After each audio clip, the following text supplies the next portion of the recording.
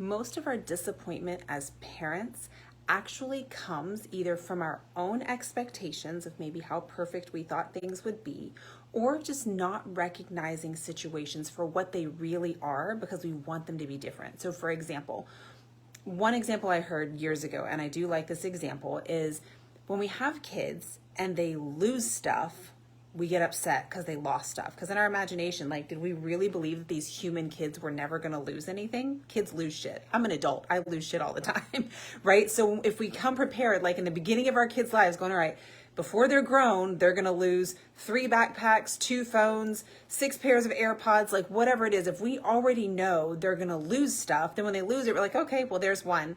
And it's not them saying like, oh, it's fine. We don't teach them, hey, really, this is how we take care of our things. I'm not saying that. What I'm saying is there's no need for us to get upset over it and be angry with our kids for, being human and stuff.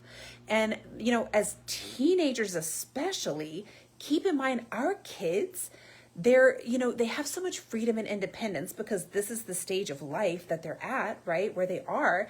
And they're making these big decisions about like sex, about driving, about drugs, about relationships, about friendships. They're making these very adult-like decisions with like a brain that's still developing. And the part of their brain that's developing right now is the part that's responsible for long-term decision making, for impulse control, right? They're alone with their partner in a dark room or a car or wherever they are, and their impulses might not be under control. And realizing, hey, I could have a baby. I could be, whatever, catching something. I could be opening up a very intimate part of myself to let someone else in, and I might not want or might not understand all that comes with that. So if we just really realize, like, our kids, they're not trying to disappoint us, right? And it's just really adding insult to injury when we let them know how disappointed we are. And then, I'm not mad, I'm just disappointed. Keep that shit to yourself. Your kids are already struggling enough. They don't need your disappointment layered onto it, right? Be there with them.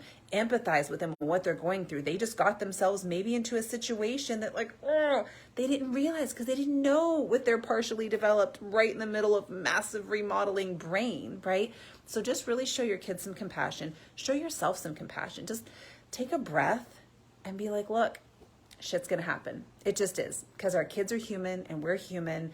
And remember, with teenagers, brain's still developing and they're able to make massive decisions for themselves when they're driving, if they're in a wreck, if they get a ticket, if they curb your wheels, like, they're teenagers. And so our kids are driving, it's a very adult thing, or they're having relationships, partnerships, all these decisions around sex, they're very adult decisions.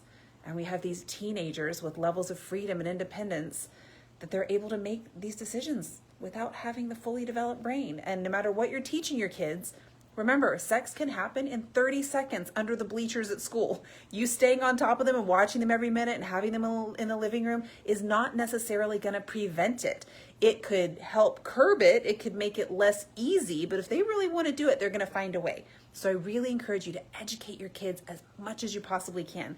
Let things about sex, about relationships, about driving, about drugs, these need to be ongoing conversations where you're constantly, not constantly, but consistently talking to your kids about these things and letting it be a safe space of no judgment when they talk to you.